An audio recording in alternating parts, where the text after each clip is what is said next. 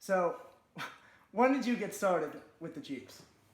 Well, it all started when Brett Levingood, our lead singer of the band, got a group of us together that he knew from previous experiences, and we all just jammed one day, and we just happened to have great chemistry. You know, it was just a lot of chemistry, a lot of good music flowing through our veins, and we just absolutely loved it ever since. Amen. Now, how often do you guys practice, if you will? Well, glad you asked that, Kevin. We have a very rigorous practice schedule. We'll wake up about 5 a.m. every morning, and we'll play in the practice studios over at Scott Studios. Okay, yeah. Which is great. And then, we'll do the two-a-days on Wednesdays. So the 5 a.m. practice, then also the occasional practice after class every Wednesday. So, we're kind of a big deal. Okay, well, that's great. Now, how often would you say you play? Once every week, twice a week? Oh, are you kidding? Like, we basically play all the time. Like, whenever I don't have an instrument, I'm always tapping on things, Like, I'm over here, like, my right hand, like, can't stop. It's crazy. Naturally, yeah. Naturally. Now, when did you start playing instruments, specifically the keyboard? So, the keyboard was actually the second instrument that I started. The first was actually the harmonica. And I picked up a harmonica when I was about 5 years old. Okay. And I started learning a little bit of blues harmonica, which led to, Miles, you probably have to play a real instrument. So I played the keyboard from when I was 12 until now. Now, I heard that you got an offer the other day to play somewhere really cool. Can you tell us a little bit about that? Well, we actually play a lot of cool venues, so you kind of have to describe, what this. No, I heard that you were possibly being flown down to Florida. Yes, of course. We were playing a bar gig, and an old couple happened to approach us and offered to fly us down to Florida to play a private party, which is pretty cool. So we might be doing that this summer. Now, how do you? Only a few more questions. Now, how do you feel about your band members? Are you close with them? Do you hate them? Or you get along? We fight like cats and dogs, but we're just like an old married couple. We may fight sometimes, but still love each other. Absolutely. Deep down in the heart. Yeah. Now, one last question. Can you talk a little bit about how the band? You came in kind of halfway through. The band had other people in it before, yes? Mm-hmm. And some of those people have graduated. Yes. So there's a certain fluidity to the band, yes? People are... Yeah, it's almost like a fraternity. Okay. People graduate, we get new pledge class kind of thing going on. Perfect. All right, I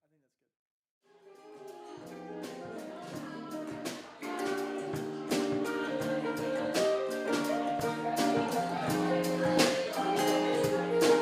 that's good. Well, sometimes I go out by myself and look across the water.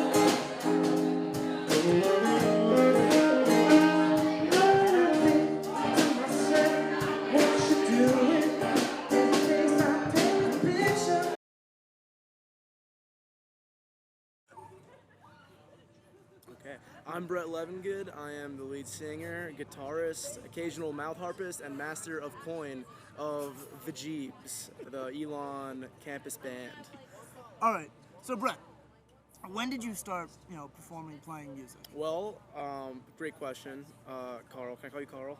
Yes, absolutely. Go ahead. I learned guitar summer after 8th grade.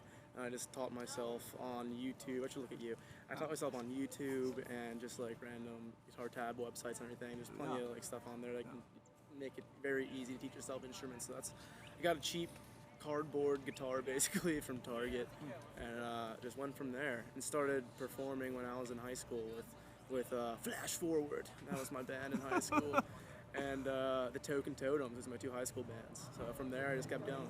All right, now the Jeebs has been going on for what, like 2 years now? Yeah, 2 years. So how did you guys come together? Were you just a bunch of My neighbors are 4 girls in a sorority. Their sweetheart one day came over to my apartment just to get, so anyway, so I live next to a group of girls who knows another guy. His name is Ian Brady. And Ian one day came over to my apartment. He was hanging out next door and just somehow came up that he played guitar and was looking to jam with someone I've been looking for about 2 years in college. So I got together with him and a kid named Jake Valenti, who now actually plays drums in Nashville for a band. But they were both seniors at the time. I was a junior, so we got together, jammed, and it worked. And then I grabbed a tall kid, Garrett Moore, who plays bass now still for us, and we formed then. So you were a sophomore at the time of when I was a junior. You were a junior. Yeah. Okay. So that was last year. That was last fall. Last fall. Yeah, that's what happened last fall. Okay, wonderful. Now, how about, you already kind of got into it, but how about the current members of the band right now? They're awful. They're awful, terrible. Yeah, I wish they weren't a part of it. Every day I tell them I never liked them. Perfect. I'm a real dictator as the front man of the group. I really like all the attention on me. I don't really respect what they do. The new members are great. They're great. So the new members this year are Miles Busby. Miles Busby on the keys. He's a great keyboard player, real bluesy, kind of gives us a cool little edgy feel. Who else is new? Carter Newman is a senior. Oh, he's younger than me actually. He's going to be playing. He plays guitar. Oh, fuck. New members. Sorry, man. New members are Miles Busby. He's a junior. He plays keyboard. Carter Newman plays guitar for us. And Julio Coolio Dragonetti does everything under the sun, but he's mainly our drummer. But you can see him on the sax, you can see him on the keys, you can see him on the guitar or the bass. Singing, he does everything. But he's our drummer, and we have a rotation of sax players from Carrie Bina to Josh Scoburn, who's actually a freshman this year, really talented guy. But yeah, we all came together. How we meet the new guys. Well, I was playing at the Oak House by myself. Okay. This was for like a new student orientation event. Perfect. And Carrie Bina and Julio Dragonetti were both there. They both transferred from Wake. One was from Wake, one was from New Jersey. And they just said, hey man, if you want other guys to jam with, because I was doing like the one-man band type thing with the kick drum and the harmonic and the guitar. And they said, if you actually want actual people playing the instruments behind you, we can do that. So we got together and Busby I was with over the summer, and he was on board from there. And down Nashville or something like that? No, he was here at Elon. I stayed here on campus in the summer, and Busby was here for a month, I think, doing a class. He was talking about some crazy stuff about how he was down Well, in Nashville. he was in Nashville. He was in like Nashville in high school with his high school. Like he worked at Jimmy John's and played music in Nashville for like 3 months, which is great. All right. Well, one or two more questions. So, when you're kind of getting ready, be it a day drink or a philanthropy event, whatever, how do you come up with your set?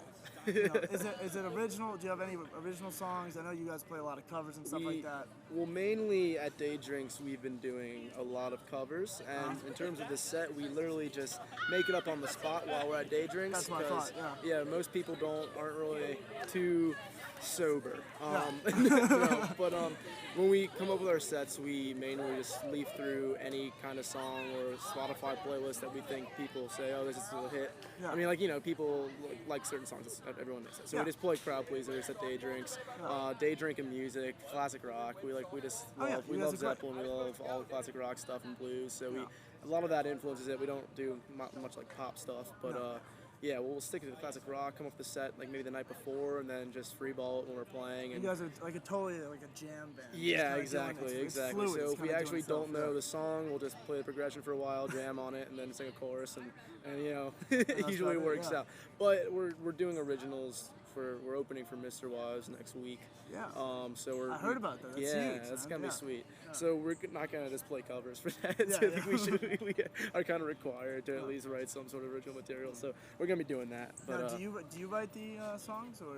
Well, right now it's a mixture of all of us. I mean, I have tons of recorded stuff that I've done throughout my career playing music. But right now it just it came about in jams. Like if we start playing a progression, we're feeling it, and Busby will make a little lick up on the keys, and oh, that sounds kind of cool. We'll just jam on that for a while. That's pretty much how the songwriting process is going. Ooh, no, songwriting process is going right now. Just kind of keeping it real simple, kind of funky, jammy stuff. So yeah, we'll see. Julio writes a lot. I know he came forth with a song we're gonna probably do. But yeah, apart from that, it's all just collaborative right now. Good stuff. All right. Do you guys practice a lot, or No. you know? Because I hear you have 2 days. Right? Yeah, we got 2 days, 5 a.m. and then just immediately over 7 a.m. There's not really a break. It's just one practice. I don't know what we call it 2 days. But yeah, no, we get up early on Sunday morning at like around 5 a.m. Well, every day we do, and it's just a grueling. There's cardio involved. There's body weight workouts, like in between songs to keep my lungs fresh, to get the capacity so I can hold those notes. No, we don't. We practice. We try to do 2 times a week. Yeah. That doesn't always happen. Yeah, sure. It's hard to with schedules and classes, but yeah, we try to practice twice a week, and we all kind of learn the songs on our own, and then just when we get together, it just kind of falls into place if everyone's playing their part Well, it sounds correctly. real good all But the if they're time. not, I'll get pissed, and then it will just ruin the practice, and they'll be held accountable. Yeah, no, we do about twice a week. Now, That gets the job done. How often do you think you perform? Like, I know that you guys were in Oak House last That's a week. good question. Yeah, I mean, there was a time where we were doing like 2 gigs a week. Yeah. In like the height of it. I guess that was like in January and February. We were doing like 2 times a week. We played Oak House every Tuesday. Yeah. Recently, that's kind of tapered off. I guess just because we haven't been on top of it. But yeah, there was a time we 2 times a week. But right now, it's like pretty much every weekend. Okay, cool. There's a gig lined up. Now, I actually wrote an article for this class about the day drink at Bowie. Oh, yeah. Huge one. Yeah. That huge one. And I don't know if I should be saying this, but I was actually standing drunk off my ass in front of you guys Yeah, for like a solid 20 minutes, all right? Just kind of vibing. So, was that, one of your bigger concerts? Or, Yeah, probably. That that had to be like what, like 600 people? Yeah, or something exactly, Like that? Yeah, I didn't even see how many people were there because from where we were standing, it was like there was a bouncy castle and like a break off, and then I couldn't see the rest of the yard. So I just saw like up to where this like water slide thing was, and it looked like there's a lot of people here. But then I saw someone was on top of the roof, and they showed me a picture, and I was like, oh god, that's way more than I thought. So yeah, It was massive. there was a lot of people. That was definitely our biggest crowd, and I think like people couldn't even hear us like all the way to the end of the yard just because there was so much people. There were a lot of people, but you guys certainly added to the ambiance. No, It yeah, was day freaking drinks awesome. are so fun. Those are our favorites, obviously, to do because everyone's just relaxed. We get to have a good time, chill, drinks on us, and just no one good. really cares. No pressure on us, really. Just fun. So finally, what's the future? Future of the Jeebs. Because you're graduating. I'm graduating. Yeah, that's gonna be tough. So I would love to keep going and stick around and playing with them. Do you think the boys will stay? The guys. Oh, that- they're gonna keep going. Yeah. I think Miles, Carter, Julio, and Carrie will still be playing. I mean, Josh as well. I don't know. They're trying to fill my spot. Yeah. Get someone to do it. Or Julio could probably do it. I'm sure. But they're gonna keep playing music. Definitely, at least at Oak House, I know they've been saying they're gonna keep doing like maybe acoustic stuff. But if they can, they're gonna get someone and keep going. And what about the future for you? Where are you Future going for me, after this? I've actually been toying around with the idea. How you doing, man? See, Bubba. I'm just so popular. Is that Budlow? Yeah, it's I love Budlow. Yeah, I live next to you. Yeah. Anyway, future for me, I actually, like I mentioned earlier, Jake Valente, he's in Nashville. He threw out the idea of me coming jam with him for the summer in Nashville. Might toy around with it down Hilton Head. I don't want to stop, and I'd like to enjoy like my summer after senior year doing this for a little bit before I dive into the professional world. So yeah, I'm gonna play with it for a couple months and then see where it goes. From Like there. professional music, or Oh, just keep playing like Good, you know. good. So gigging and you're not stuff. gonna go into like finance or something like that. like not after- right now. Yeah, Okay, not right good. now. Okay, good. No, but like I'm gonna take some time, enjoy doing this, and then I'm gonna see where it takes me. Then head into the professional world of whatever it may be, marketing, digital marketing, whatever. Perfect. All right, thank you so much, man. Yeah, dude. Awesome. Appreciate it. That was